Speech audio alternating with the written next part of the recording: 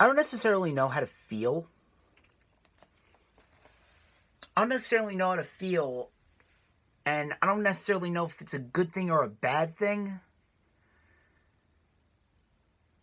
I've been going around in circles in my head ever since the show ended last night, which ended pretty early at like 9:30, I believe.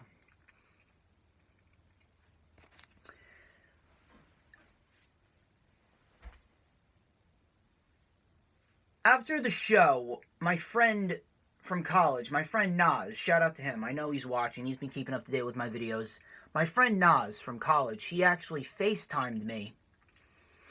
And we were just asking ourselves the same exact question for about 20 minutes straight.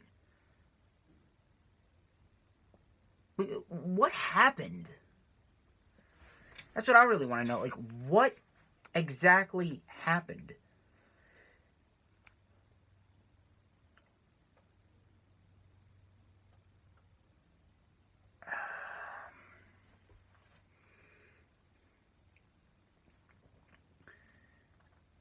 I will say that this Money in the Bank was definitely better than last year's Money in the Bank. I will give them that. I will say that the overall show, if I was to rate it on a scale from 1 to 10, 1 meaning the worst, 10 meaning the best, I would probably rate it a 4.5 or a 5 out of 10. I would say, overall, Money in the Bank 2020, for the 2 hours and 30 minutes that it was a fairly decent pay-per-view. It was a fairly decent pay-per-view, but it did leave us questioning the booking decisions, specifically the last 2 booking decisions to have Asuka and Otis go over as Mr. and Miss Money in the Bank. I would for sure say that this show was miles better than WrestleMania. WrestleMania was complete shit. This show was miles better than WrestleMania. Definitely better than the Elimination Chamber. Definitely better than Super Showdown. I would say that all in all, Money in the Bank was probably the second best main roster pay-per-view of the year thus far.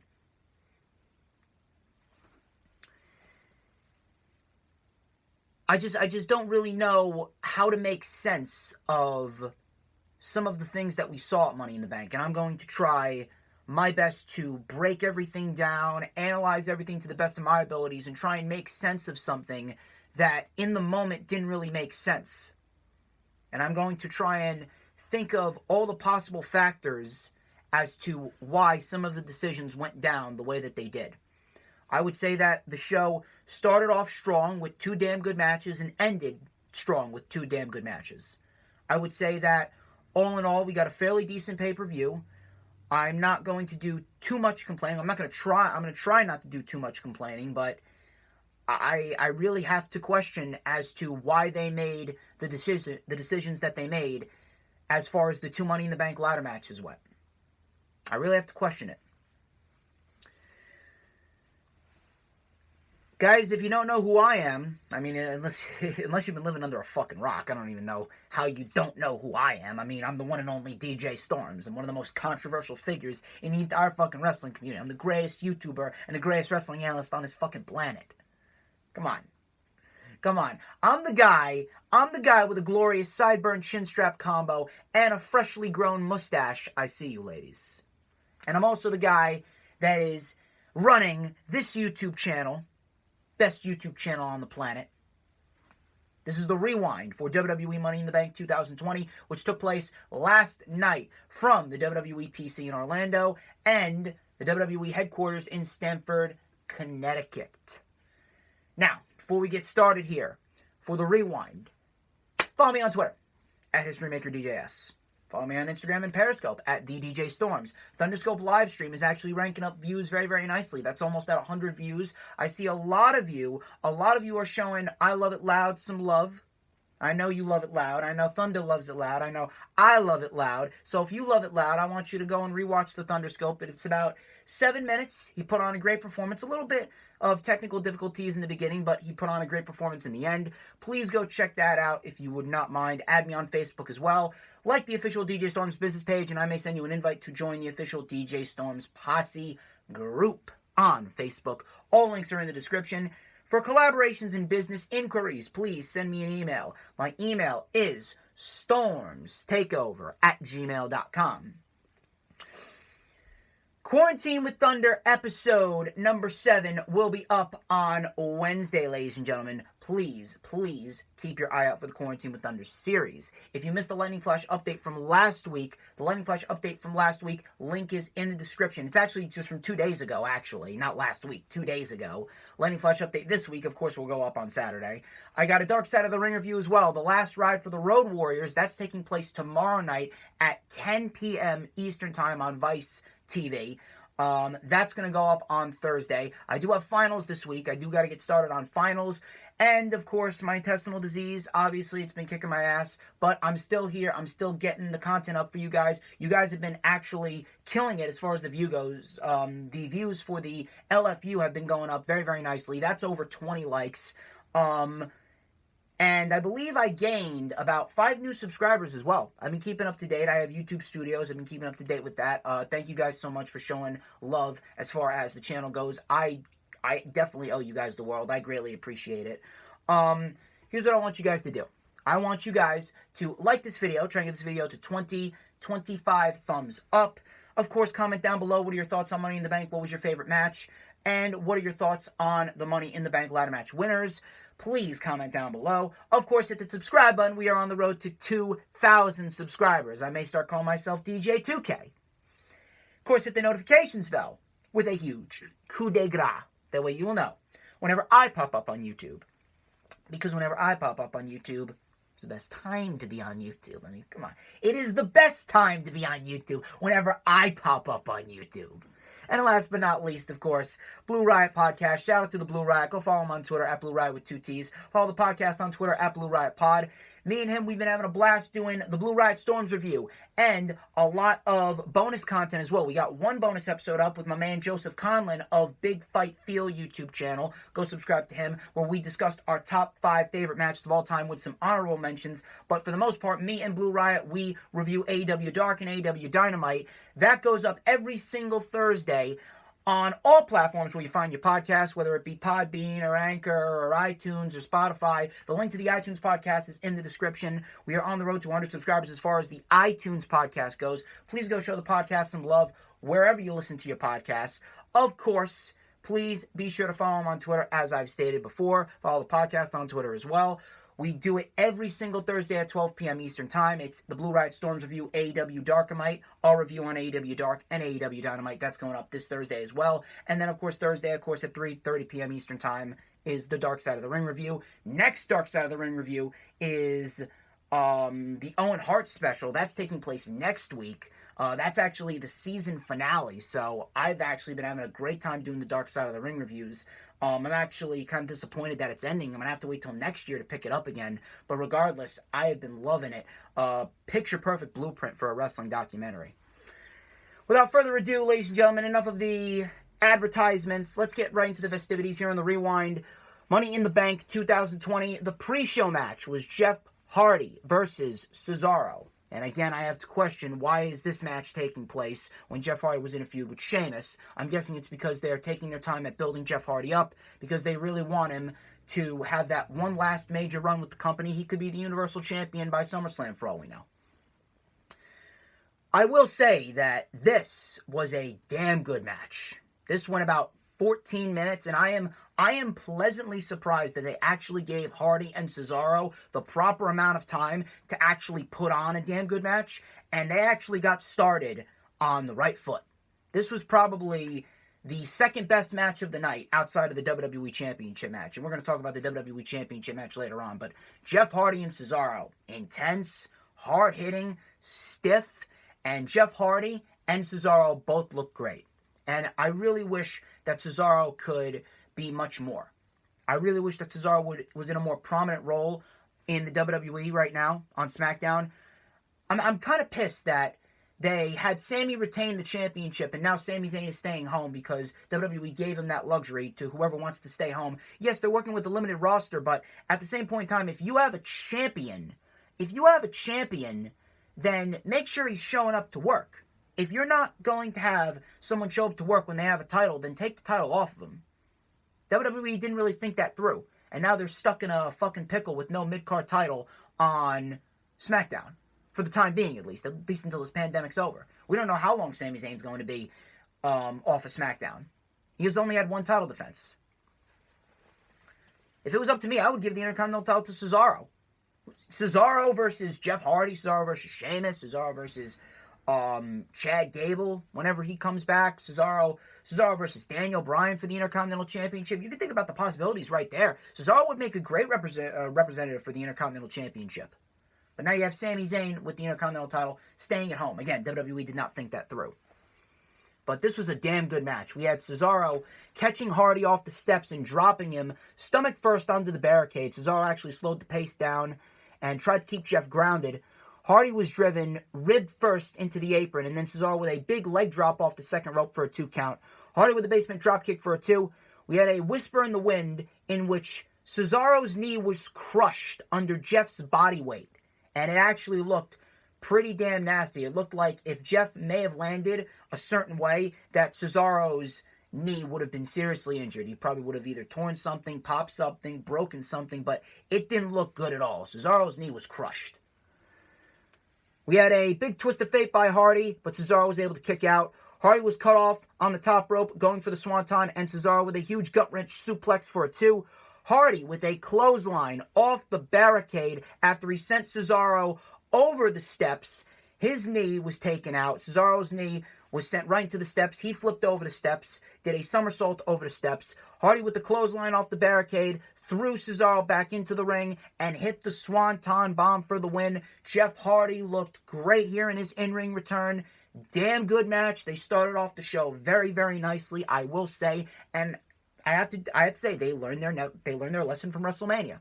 I was complaining back on the Rewind for WrestleMania that both pre-show matches didn't even go 10 minutes. Meanwhile, this match went 14 minutes. They gave Cesaro and Hardy the proper amount of time, and they set the pace very, very nicely for the rest of the night. And I do have to give both men credit, and I have to give WWE credit for actually giving them time. Now, could Hardy possibly be challenging for the Universal Championship at SummerSlam? It could quite possibly be. It could quite possibly be. And I would love to see that because I'm a huge Jeff Hardy fan, but at the end of the day, it just sucks that the only reason why that they're pushing Jeff Hardy is out of pure pettiness towards Matt, because they don't want Jeff to join his brother Matt in All Elite Wrestling. It sucks. It really does suck that that is at the top of the list as far as deciding factors for giving superstars pushes in the WWE goes, as far as the modern era goes. It's sad. I mean, I want to see Jeff Hardy succeed, but I just can't help but call WWE out on their pettiness towards All Elite Wrestling and towards Matt Hardy. Damn good match here to start off Money in the Bank. Jeff Hardy, he could quite possibly be the Universal Champion by the end of the year. And this could be Jeff Hardy's last run with the company, because you know that they do not want him to join his brother in All Elite Wrestling. You know.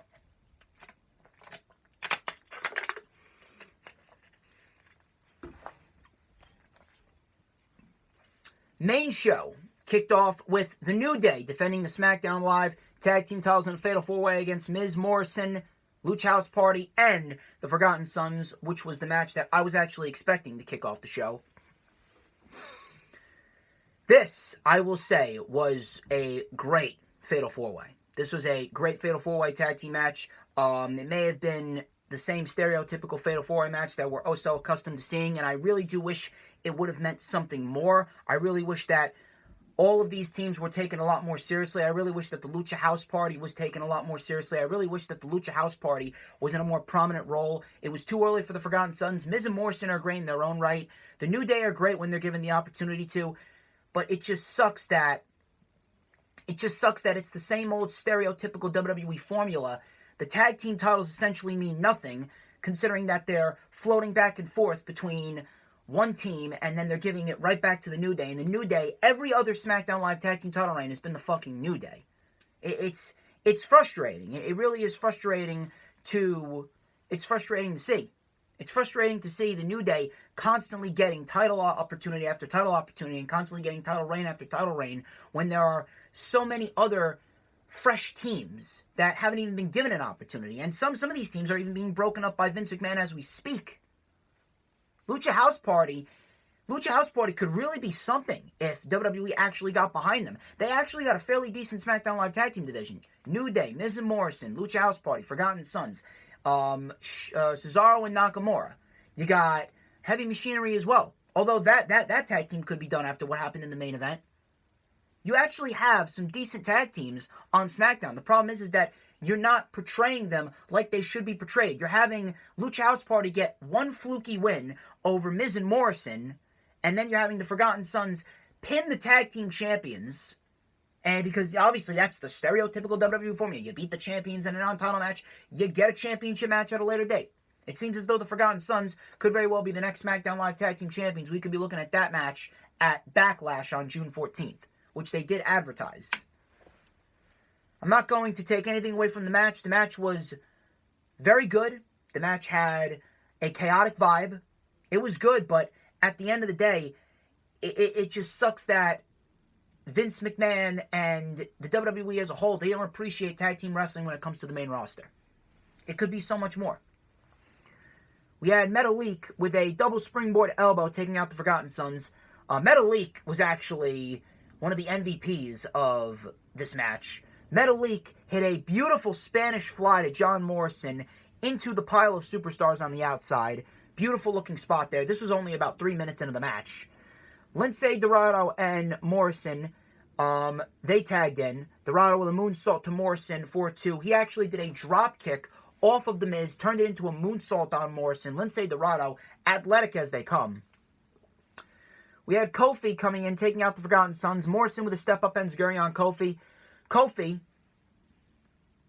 was able to fight out, and he was able to hit the boom drop on The Miz, who was the legal man. Cutler tagged in. New Day with the powerbomb double stomp on Steve Cutler for a close 2 count. I love the powerbomb double stomp. I actually think it's one of my favorite variations of the Doomsday device. Morrison with the Starship Pain on Big E, but it was broken up by the Lucha House Party. Metalik with a huge Frankensteiner on Morrison.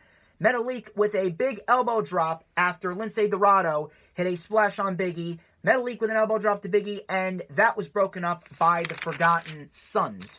Jackson Riker was actually ejected. This didn't make any sense because Big E, he went for the spear to take out the Field on the outside, like that suicide spear through the ropes to take out the Field on the outside. Jackson Riker got involved.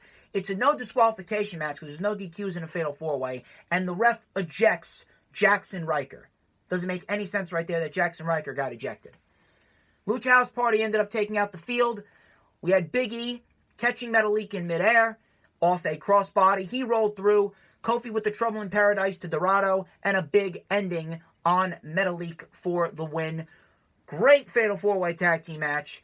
Followed up with the Jeff Hardy-Cesaro match very, very nicely. And that was pretty much it. I wish it could have been more. I wish the tag team titles meant something more. But with the booking that we've been getting, it's never going to mean anything. It's never going to mean anything, and I don't think Vince is ever going to appreciate tag team wrestling until, pretty much like WWE is never going to appreciate tag team wrestling until Vince McMahon is gone. And that ain't going to happen anytime soon. Great match, don't get me wrong, but I just wish it could have been more. I wish it could have been more. I wish it meant more. RTruth versus MVP was supposed to happen. RTruth was rapping his What's Up theme song with no crowd. And MVP then came out, and RTruth is actually teaching MVP how to be a baller. He's like, have you ever scored 2 points? So he takes 2 steps back. He goes, ballin'. You see that's 2 points right there. And then he takes 3 steps back. He's like, have you ever scored 3 points? Ballin'. You see, that's a 3-pointer right there. But you see, MVP, have you ever scored a 6-pointer? And so he doing a little dance. He doing a little cha-cha slide dance. He slides back. He goes, ballin'. You see, that's 6 points right there. And it's funny because only RTruth could actually make that work. Only RTruth could actually make that work. And I've said this before. RTruth, great fucking shape for 50. I want to be in that good a shape when I'm RTruth's age. RTruth is fucking ageless. He is in such great shape that it's almost unnatural. He's still moving around like he's 25. And you know, if they really wanted to get behind RTruth, they could really make RTruth a solid mid-card guy, a solid US champion, a solid Intercontinental champion. RTruth, he actually has a lot of value, and when he's able to go, when he's able to wrestle, he can put on a great match. RTruth can wrestle. RTruth is a great wrestler when he's actually given the opportunity to showcase what he can do. And I love that about RTruth. RTruth, he's an entertainer, and he's a great wrestler. They could really get behind RTruth, and they could really make RTruth a solid mid-card guy. He could really have a solid reign as Intercontinental Champion. When he was U.S. Champion doing the U.S. Open Challenge, he was having some great matches with Andrade, Rey Mysterio, and Samoa Joe back on SmackDown leading up to WrestleMania. Why not recreate that? But MVP, he was getting pissed until Bobby Lashley came out. He took MVP's place. MVP said, "That's what's up." RTruth was trying to talk Lashley out of it, and he was trying to go, "Oh, there's a whole new world out there," and when he turned his hand, he accidentally slapped Bobby Lashley. Bobby Lashley got pissed, so he's like, "All right, you want to fight, Bobby? You want to fight?" So he took his coat off, did RTruth, and he tried to distract Bobby. Bobby's like, no, motherfucker. He threw RTruth back into the corner, did a couple of corner avalanches, big spine buster on Truth. We then had a suplex that was reversed by RTruth. He went for the scissor kick, but Lashley caught him with a spear that absolutely cut RTruth in half. It looked like RTruth legitimately got the wind knocked out of him. Spear looked brutal, and Lashley won. What are they building up Bobby Lashley for? I have absolutely no idea. I don't even know why they did this. It seemed as though they may be building up Bobby Lashley for a match with Brock Lesnar sometime down the line, which will probably be at SummerSlam. And if I'm going to be quite honest, that would probably be the only thing that I would actually be invested in as far as Bobby Lashley goes, because Bobby Lashley has literally done nothing in the last 2 years of being with the WWE and returning to the WWE that has impressed me whatsoever. He was dead within 2 months on the main roster. As soon as he returned, he came back to a thunderous pop after WrestleMania 34, and then he just seemed to completely fall flat. They didn't do anything with him. They didn't explain why he came back. They just made him a happy, smiley nerd. They made him a happy, smiley nerd in a feud with Sami Zayn. With men dressed up in drag. Then they put him against Roman Reigns, and they had him in a feud with fucking Elias that didn't result in anything. Then they paired him with Lio Rush, and Lio Rush completely outshined Bobby Lashley in every sense of the word during that partnership. Realistically speaking, Bobby Lashley versus Brock Lesnar is the only thing I would genuinely be interested in as far as Bobby Lashley goes. And it seems as though that may, I'm going to say may because no one knows with this fucking company, that may be the route that they're going for SummerSlam. We'll have to wait and see. Bayley versus Tamina for the SmackDown Women's Championship. This was terrible. Matter of fact, I was watching the end of Bobby Lashley versus RTruth, and then immediately after that, my family calls me down. I was here in my room. I was watching it. I was taking my notes in my usual notepad like I usually do. And obviously it was Mother's Day yesterday, so happy Mother's Day to all the mothers out there. Tomorrow's actually my sister's birthday. She's turning 18, so if you're watching, you know, I love you. Happy birthday tomorrow. We were actually celebrating her birthday yesterday along with Mother's Day, and my mom made a cookie dough pie. She made a cookie dough pudding pie. And she called me down as soon as the RTruth Bobby Lashley match ended. She called me down, and I'm like, oh, what we got going here? So then she puts a slice of the cookie dough pudding pie right in front of me, and I'm just sitting here like, okay, I'm gonna enjoy this. And I actually missed 60% of Bayley versus Tamina. I mean, I'll take a slice of cookie dough pudding pie any day than watch a fucking Tamina match. I'd rather eat an entire cookie dough pudding pie than watch a Tamina match. Really think I want to watch Nia Jax 2.0? There was actually some people that wanted and called Tamina to win. How dumb can you be? You want Tamina as the SmackDown Live Women's Champion. You want Tamina as SmackDown Live. You want the woman who can barely even walk with 2 busted knees. A woman who botched at least 3 times in the last minute of this match. That's the woman that you want as SmackDown Live Women's Champion. You're out of your fucking mind. So Bayley basically targeted the knee of Tamina. Tamina came back with a big splash and a hip attack. Bayley actually caught a super kick into a knee bar, but Tamina got to the ropes. Bayley took a water bottle. She was sipping on the water bottle, and then she just tossed it at Tamina. The Mean Girls type scenario with Bayley and Sasha just mocking Tamina. So Tamina, she got fired up. She threw Bayley at the ropes, and Bayley bounced off the ropes, off the apron, into a clothesline. Tamina sent Bayley to the floor with a super kick. Bayley was then sent over the table by Tamina. We had a super kick and Samoan drop, but Sasha slid in the ring and stood eye to eye with Tamina. She slid in the ring like the Velveteen Dream, and in the Velveteen Dream all fours position was staring eye to eye with Tamina. So then Tamina goes after Sasha. Bayley took advantage, and she crucifix pinned Tamina for the win, and Sasha and Bayley then beat down Tamina afterwards. Tamina looked like a complete idiot, not that it matters, because who the fuck cares about Tamina? Match was terrible, but at least we got the right winner.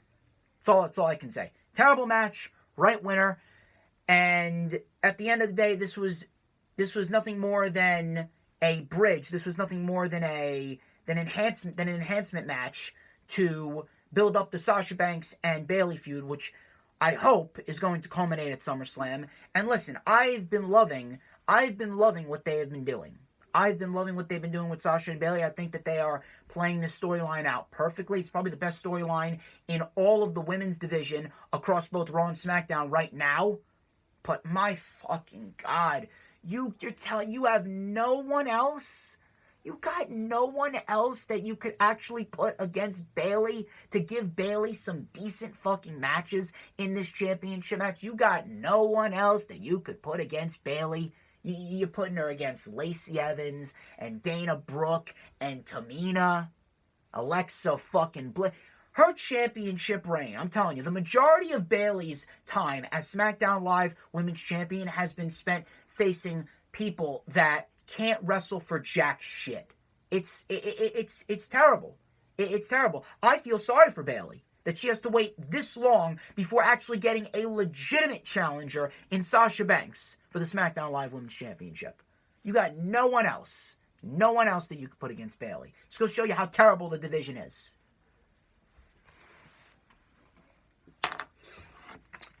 Moving on.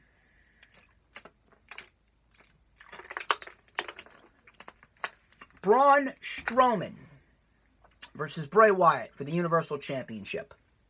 So Bray Wyatt came out in his Mr. Rogers attire. The Mr. Rogers theme song is fantastic, by the way. I love the Mr. Rogers theme song for Bray Wyatt. He plays his role so well, Bray Wyatt. So Braun was saying the time for talk is over. Bray said, someone woke up on the wrong side of the bed. So Wyatt dodged Strowman as Strowman went for the shoulder tackle, and Strowman went sailing over the announce table. We then had Bray Wyatt doing a DDT off of the table to Braun on the outside. Huskus the Pig was actually at ringside rooting Wyatt on. We had Wyatt sending Strowman into the steps. Wyatt with a tornado DDT. That's actually new from Bray Wyatt. Props to Bray Wyatt for adding to his repertoire. Tornado DDT and a Sister Abigail to Braun Strowman for 2. Braun Strowman with a big choke slam. And then Bray Wyatt rolled to the outside as Braun Strowman did the twister finger. You know, because the Strowman Express is coming down the track. Like the guy has a t-shirt with his with his face on a train that says Strowman Express. Fuck the Strowman Express. How about the DJ Storms Express? I'm on the road to 2K. Braun Strowman, the Strowman Express is on the road to 2 shots of bleach. Because this championship reign for Braun Strowman is horrendous. So he did the Strowman Express thing. He did the shoulder tackle into the barricade. We had Wyatt driving Strowman down, and then Wyatt was in the ring, and then Strowman, as he came up, as if he was like rising up like Keith Lee, he had the black sheep mask on, and Bray put his arms out. He's like, "Oh my God, I told you, I did it, I did it, I did it." And all the puppets were around ringside saying, "Oh my God, Braun is home, Braun is home." We had Rambling Rabbit, we had Mercy the Buzzard, we had Abby the Witch. So then Strowman then took the mask off. He pushed Bray Wyatt away, threw it on the ground, and then crushed the mask. Crushed the mask, picked up Bray Wyatt, running power slam, and Braun Strowman retains the title. I understand the reasoning behind this. I really do. I understand the reasoning behind this. They need to continue this feud. And they did tease the Fiend. They did tease it because Bray Wyatt was in the corner looking all disappointed. And we had a pop-up of the Fiend. And it popped up between the Fiend and regular Bray Wyatt. Fiend and regular Bray Wyatt on the screen. Which obviously means that the Fiend is coming for Braun Strowman at Backlash on June 14th. And whether this is over or not, and whether the Fiend is coming after Braun Strowman or not, which he is, that's irrelevant. Bray Wyatt, whether you want to admit it or not, Bray Wyatt is completely flat. Bray Wyatt is completely done as far as the aura goes. They already ruined the aura of the Fiend. They already flushed that down the toilet for Goldberg. And now they flushed the aura of the Mr. Rogers Bray Wyatt down the toilet for Braun Strowman. There's no aura, there's no specialness, there's no mystique, there's no sense of excitement when it comes to Bray Wyatt anymore. Bray Wyatt is damaged goods. Realistically speaking, he's been damaged goods since Hell in a Cell of last year, but now more so than ever, it's ever so obvious that now he's damaged goods. Bray Wyatt is going to be Universal Champion again, more likely than not at Backlash with The Fiend. I understand that, but at the same point in time, why did you have to sacrifice Bray Wyatt here? And why did you have to have him take a loss to Strowman just to extend the feud and then have The Fiend ultimately take the title off of Braun Strowman at Backlash? Every single day that Braun Strowman is Universal Champion, it feels like a year. And Braun Strowman is Universal Champion. The longer that he's Universal Champion, the worse SmackDown's going to get. I mean, SmackDown's been getting worse regardless of whether Strowman's Universal Champion or not. But regardless of that fact, there was absolutely no reason for them to sacrifice Bray Wyatt. Whether it would have been The Fiend or whether it would have been Mr. Rogers. And more likely than not, The Fiend's going to take the title from Strowman. It doesn't matter at the end of the day. Bray Wyatt has no value anymore. Bray Wyatt, whatever value the Mr. Rogers version of Bray Wyatt had, whatever value Bray Wyatt period had, done. Now The Fiend, more likely than not, is going to be Universal Champion and at Backlash. Does he hold it till SummerSlam or does he hold it to the rest of the year? And if he does hold it to the end of the year, who do they have him face? Daniel Bryan and Jeff Hardy. Outside of those two, who else would he face? I really don't know what else they would do. I would love to see someone like a Shinsuke Nakamura. I would love to see someone like Cesaro. You could turn one of them babyface. I would love to see Shinsuke Nakamura break away from Cesaro, and he could be a babyface on SmackDown again, and Shinsuke Nakamura could face off against The Fiend. That would be a nice, interesting back and forth.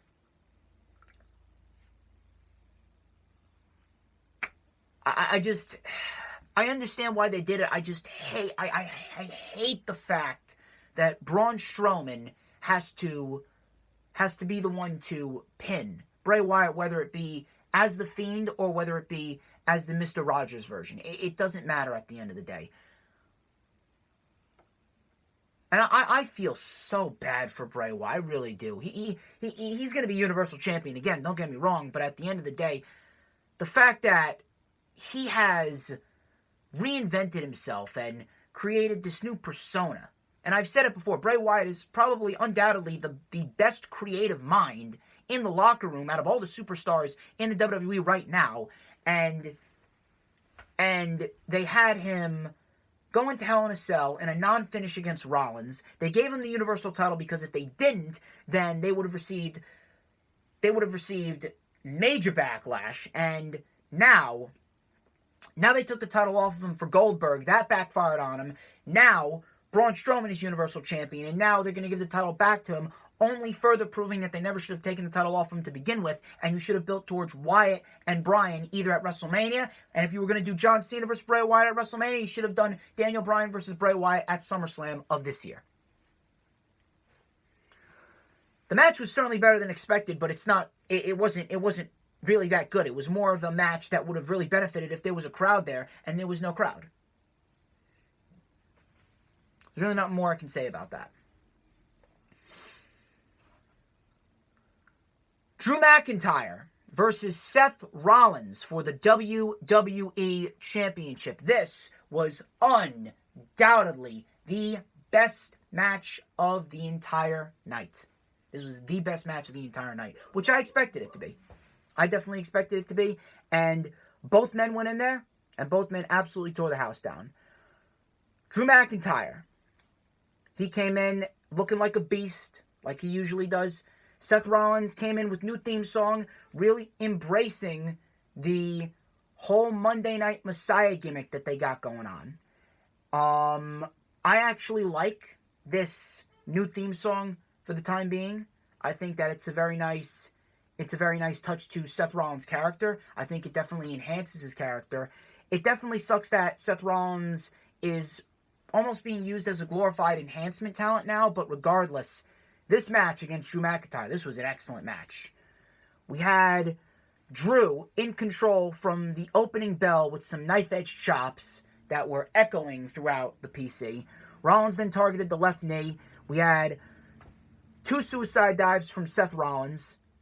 We had a big diving knee off the apron, a springboard knee off the barricade, and then Rollins cleared the announce table and does a springboard knee off of the announce table. So 3 knees, Drew McIntyre's down. Seth Rollins is soaking it all in. He goes for a 3rd suicide dive, and Drew McIntyre catches him. He belly to bellies Seth Rollins over his head onto the announce table, and Seth Rollins bounced like he was on a trampoline. It looked brutal there. Drew mounted a comeback, but he ended up running into a super kick by Rollins, but he kicked out at 1. So Drew kicked out at 1 from a super kick. Rollins then hurried up to the top rope with a frog splash, and Seth Rollins could not get the job done off the frog splash. Drew kicked out again. Rollins caught Drew when he went to the top. Drew McIntyre was caught with a beautiful superplex Falcon Arrow combination, but he kicked out again. Future Shock DDT on Rollins, but Rollins was able to get his shoulder up. Drew was locked in the Tree of Woe. Seth Rollins was standing on the injured leg, on the injured knee. Rollins, it looked like he was going for some type of moonsault maneuver. Drew McIntyre, he then rises up from the ashes in the Tree of Woe position and German suplexes Seth Rollins, turning Seth Rollins inside out. Seth Rollins landed right on his stomach. Drew McIntyre was going for the Claymore. He was doing the Claymore countdown, 3, 2, 1. Seth Rollins caught him with a super kick and then a stomp. 1, 2. Drew McIntyre kicks out again. Rollins was then going for another stomp, and then Drew McIntyre reversed the stomp, similar to how Randy Orton reversed the stomp into the RKO back at WrestleMania 31, but instead of an RKO, Seth Rollins was caught with a Glasgow Kiss headbutt. Super kick did Rollins answer back with. Drew McIntyre then bounced off the ropes. Thunderous Claymore right under the jaw. Cover. 1, 2, 3. Drew McIntyre retains the WWE Championship in an excellent match. This was probably the best World Championship match since Bray Wyatt and Daniel Bryan in the strap match back at the Royal Rumble of this year. This was excellent. This was probably the best WWE Championship match, probably since Rey Mysterio and Brock Lesnar. And even then, that wasn't necessarily a full-blown WWE Championship match. That only went 7 minutes. But regardless, that was very entertaining. But this was the first legitimate WWE Championship match between babyface and heel. And we got a clean finish, great wrestling, a great story being told. And at the end of the match, Drew McIntyre then waited for Seth Rollins to get up to his feet. And both men shook hands. No bullshit. And then Drew left the ring for Seth Rollins. Excellent WWE Championship match. Excellent story being told. Drew McIntyre is doing a great job in this role. I am praying in the name of the Father, Son, and the Holy Spirit, amen, that we are not going to get Jinder Mahal at Backlash. A lot of people have been calling it. I'm praying that we don't get that. We got Edge and Orton on Raw tonight. So that right there, that is 2 perfect challengers for Drew McIntyre right there. I've been saying that Drew McIntyre should have faced Edge at Money in the Bank. I would love for him to face Edge at Backlash. That would actually be a very interesting WWE Championship match. You could do AJ Styles as well. Come on, you got AJ Styles, you got Edge, you got Orton. You don't need Jinder Mahal. You don't need Jinder Mahal, please. You don't need Jinder Mahal.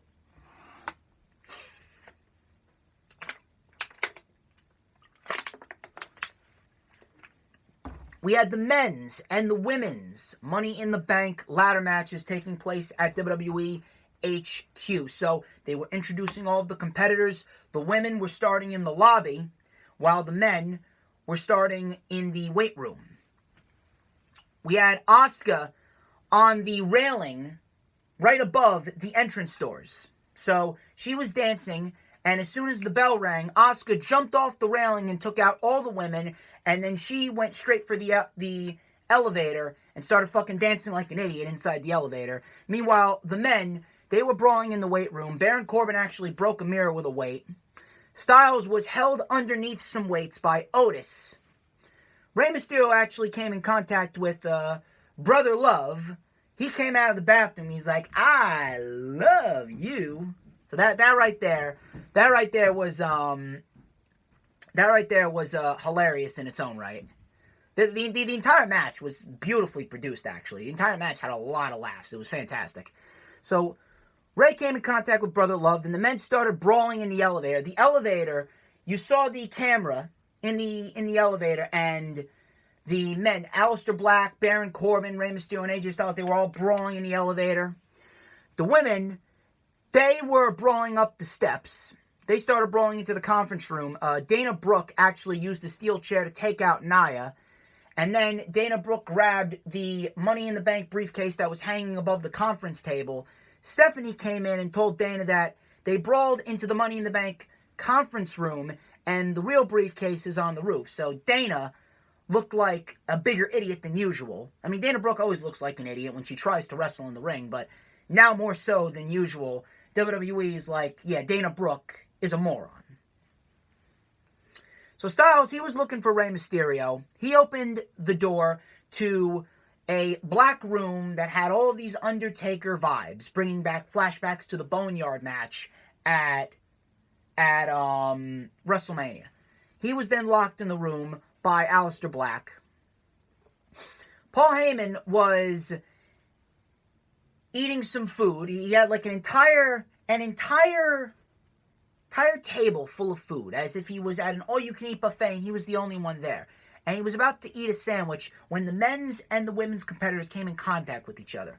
Paul Heyman stopped and he said, "Ladies and gentlemen, my name is Paul Heyman." Otis then took the sandwich from Heyman, took a bite, started shaking it, and it was falling apart in his hands. Otis then took a platter full of rice. It was like rice and beans, and just threw it at Heyman. Heyman's looking at him like, what the fuck did you do that for? Otis said food fight, and a food fight broke out. We had Shayna Baszler putting Rey Mysterio in the Karafuda clutch, which was hilarious in its own right. He was then crushed between Nia Jax and Otis. Dana was sent into the soda machine, and then Nia powerbombed Carmella through a table. Nia and Otis had a face-off before they went their separate ways. Otis then went into the cafeteria on that floor. He came in contact with John Laurinaitis and threw a banana cream pie in his face. Bryan and AJ then brawled into Vince McMahon's office. Vince actually kicked them out, and Styles was like, "Oh no, we gotta fix the chairs. We gotta fix the chairs." So that right there, that was another LOL moment right there. And Vince McMahon then rubbed his hands with some hand sanitizer. So obviously, you gotta stay safe. You gotta stay safe. So their brawl continued outside of Vince McMahon's office. The women eventually made it to the roof first. Nia was caught with a ladder right in the side of the head, and it was, I don't know why, something about Nia Jax catching a ladder right to the side of the temple. It just brings a smile to my face, because I'm a prick. So Corbin was climbing. This didn't make any sense right here. Corbin was climbing, and Asuka actually smacked Corbin down when he wasn't even one of the competitors in the match. He was going for the men's briefcase. She was going for the women's briefcase. They both could have won right there. I mean, like, at the end of the day, I probably should be thanking Asuka that Corbin's not Mr. Money in the Bank. But regardless of that, Asuka smacked Corbin down, and Asuka ended up winning the women's Money in the Bank briefcase. Now, before we continue on, listen, I love Asuka. I think Asuka is one of the best that they have employed across both brands. I think she's vastly underutilized, but at the end of the day, no matter how much I love Asuka, how can we believe that WWE really wants to push her, and how are we supposed to take Asuka seriously after the 2 years worth of shit booking that Asuka went through on the main roster? Ever since she lost the undefeated streak that she had to Charlotte, the antics with Carmella and Ellsworth, she was SmackDown Live Women's Champion, and then she beat Becky Lynch. She was taken off of television for a month. She had a shitty match against Mandy Rose, lost the title to Charlotte 2 weeks before Mania. She didn't even get to win the Battle Royal at WrestleMania 35. Then she was paired with Kairi Sane. They laid down to Alexa and Nikki Cross more times than I can count. They had a 6-month reign as women's tag team champions, and at the end of the day, the women's tag team titles will forever be the most worthless championships in the entire company. They lost them at WrestleMania, and now all of a sudden we're supposed to believe that Asuka is a credible threat again? No matter how much I love Asuka, no matter how great Asuka is in the ring. And on top of that, they've been having her dance like a fucking moron for the entire time this pandemic's been going on. Look, I don't give a shit who you are. If you're telling me you actually find enjoyment in Asuka's stupid-ass dances, you're the fucking problem. I'm sorry. You're the fucking problem. But at the end of the day, after all of that, how are we supposed to believe that Asuka's a credible threat? And how are we supposed to believe that she is worthy of being Miss Money in the Bank? Realistically speaking, based on everything that's happened, Asuka is only Miss Money in the Bank because WWE wants to give Kairi Sane 2 big birdies on the way out. Because Kairi Sane is gone. She is sailing away, back to Japan and back to stardom. So what does WWE do? WWE wants to rub it in Kairi Sane's face. Oh, you see what's happening? You're leaving. So you know what we're gonna do? We're gonna give your partner the Money in the Bank briefcase. You see what you could have gotten if you would have stayed, Kairi. Meanwhile, if Kairi Sane would have stayed, Asuka would be nowhere near the Money in the Bank briefcase. If Kairi Sane had never left, her and Asuka would still be in the same position right now. Asuka is merely Miss Money in the Bank as a big F you to Kairi Sane. Because you actually think that WWE actually cares about Asuka. You actually think that WWE values Asuka. If they did, then we wouldn't have seen the last 2 years worth of shit booking that Asuka went through. You actually think that WWE wants to invest their time in Asuka? If Kairi Sane would not be leaving right now, if Kairi Sane was not gone after this pandemic is over and after her contract is up, if Kairi Sane was staying with the company, she would still be with Asuka and they would still be being mistreated. Asuka is merely Miss Money in the Bank as a middle finger to Kairi Sane. That's it. Shayna Baszler was the correct winner here. They didn't do that. They did not rectify the mistake. They didn't salvage the value that Shayna Baszler had from WrestleMania. Shayna Baszler is done. Shayna Baszler has no value, no credibility, no legitimacy, no mystique. Just like Bray Wyatt, Shayna Baszler's just like everyone else. Whether you want to admit it or not, whether you are a fan of Shayna Baszler or not, Shayna Baszler was the correct winner here. They didn't pull the trigger at WrestleMania. They wasted all of that momentum that they built Shayna Baszler up as in an 8.5-minute match with Becky Lynch. They refused to rectify the mistake because of their pure pettiness to Kairi Sane. Asuka, no matter how much I love her, Shayna Baszler was the correct winner. No matter how much I love her.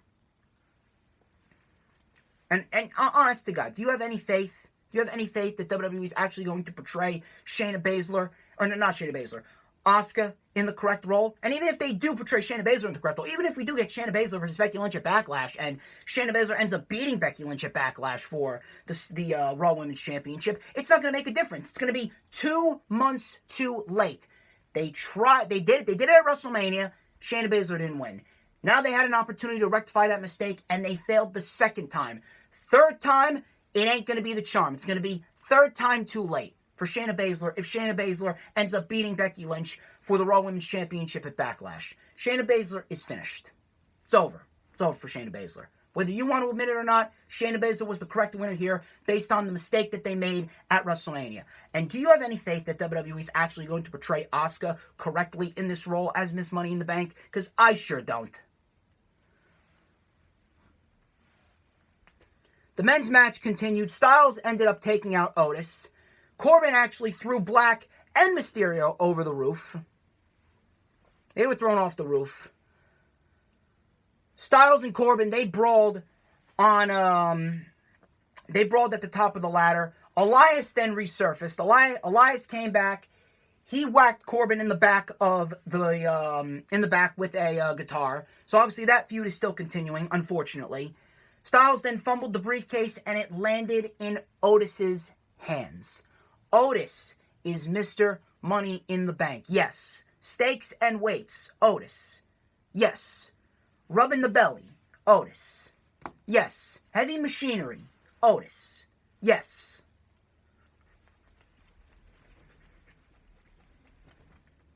Otis. Otis is Mr. Money in the Bank.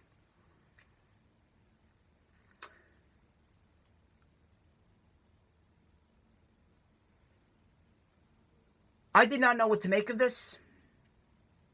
The match itself, the two matches themselves were extremely funny, extremely entertaining, and I loved every single bit of it. I loved every single bit of it. It was probably the best produced cinematic match since the Boneyard match.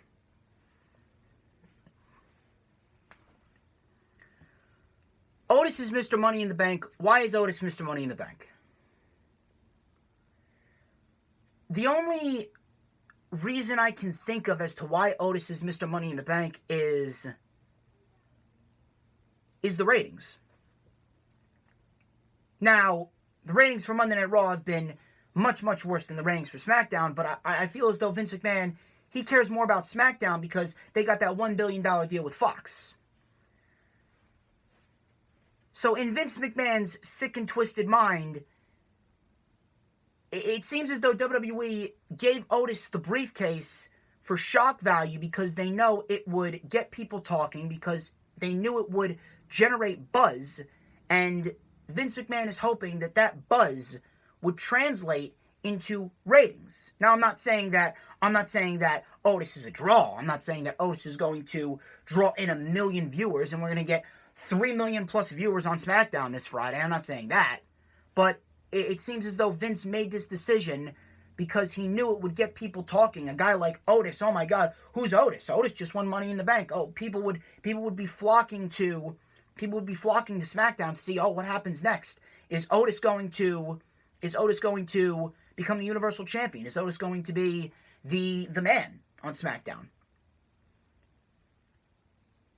Seems as though WWE did this just as a cheap way to possibly generate some interest and generate ratings, hopefully, in their eyes. They want to generate ratings, so they do this shock finish. They have Otis win to get people talking, to start up a conversation. Hopefully that would translate into ratings for them on SmackDown, when in reality, all they had to do was build compelling storylines with the correct people in the correct roles. And whether you want to admit it or not, and I love Otis. I love Otis in every sense of the word. I've loved everything that Otis has become. I've been loving the storyline with Mandy Rose, Sonya Deville, and Dolph Ziggler. But at the end of the day, Otis is not fit for this role. And this is unfair to Tucker. This is unfair to Heavy Machinery. And on top of that, Otis, he even said that if he won the briefcase, he would cash in on tag teams. He would cash in on the tag team champions. Are you telling me that you really just couldn't have booked Heavy Machinery versus Miz and Morrison for the tag team titles at Money in the Bank? You really couldn't have done that? You couldn't have done that. And you couldn't have had Otis and Tucker win the tag team titles like that. Whether you want to admit it or not, no matter how much I love Otis, at the end of the day, for the 4th year in a row, this is a waste. The men's Money in the Bank ladder match winner is a waste. If he does go forth and cash it in for the tag team championships, you really going to waste that? You're going to waste that on the tag team championships because you just couldn't put your love for the New Day aside just to give Heavy Machinery a tag team championship opportunity and have them win the titles from Miz and Morrison at Money in the Bank? If he wins the Universal Championship, how long is he going to keep it? Is he going to have a lengthy tag team title reign, or is he going to lose it right back to the person that he cashes in on? I don't know. I really don't know what to make of this. I really don't know what to think of it at this rate. The match itself was extremely funny, extremely entertaining, beautifully produced. I had a ball. I was having a blast watching it, but at the end of the day, both winners were wrong. Both winners were wrong no matter how much I love Asuka and Otis. You're telling me that Shayna Baszler couldn't have won this briefcase and she actually couldn't have salvaged the value that she had? What about Aleister Black? Aleister Black, realistically, should be in a World fucking Championship match. What about Aleister Black? You're telling me that all the wins that he's accumulated over the course of the past year, that really doesn't warrant a championship opportunity? That doesn't warrant a Money in the Bank briefcase win? He has one blemish on his entire record. He has one pinfall loss on his entire record since he got up to the main roster. Win after win after win after win after win. You had the opportunity to capitalize on a star in the making. You could have had Black hold the title till the end of the year, cash in on the WWE Champion. He could have been WWE Champion going into WrestleMania 37 next year. Now what's going to happen to him? You're pretty much tossing Aleister Black aside because Otis and Mandy Rose pitched the storyline to you. You went along with it, and now you're dragging it out past WrestleMania, and just because you're having fun with this Otis storyline, that means you get to shaft Aleister Black after everything that Aleister Black has done? Aleister Black has put up with everything that WWE has told him to put up with. Why doesn't he get the briefcase? Aleister Black, whether you want to admit it or not, Aleister Black is World Championship material. The man could have been World Champion after WrestleMania 36. The man could have been in Drew McIntyre's position at WrestleMania 36 with all the wins that he's accumulated. It's ridiculous. Now you need to rectify that mistake. Aleister Black versus Drew McIntyre at SummerSlam for the WWE Championship. Aleister Black wins the championship there.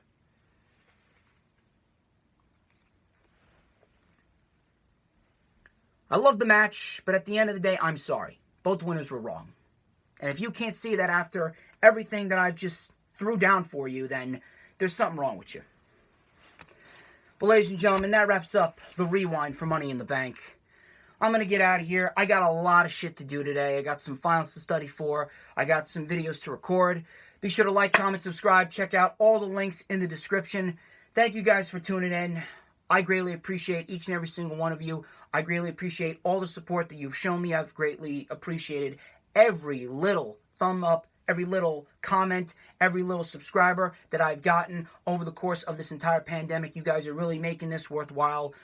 And ladies and gentlemen, I'm the one and only DJ Storms. This has been The Rewind. I hope you guys have a great day. I will see you later tonight, live tweeting from Monday Night Raw. We got Quarantine with Thunder, episode number 7 on Wednesday, Dark Side of the Ring review Thursday, LFU on Saturday, and I'll keep you guys updated on whether or not I may do another Thunderscope live stream with, of course, JB Thunder this Saturday. You guys have a good one.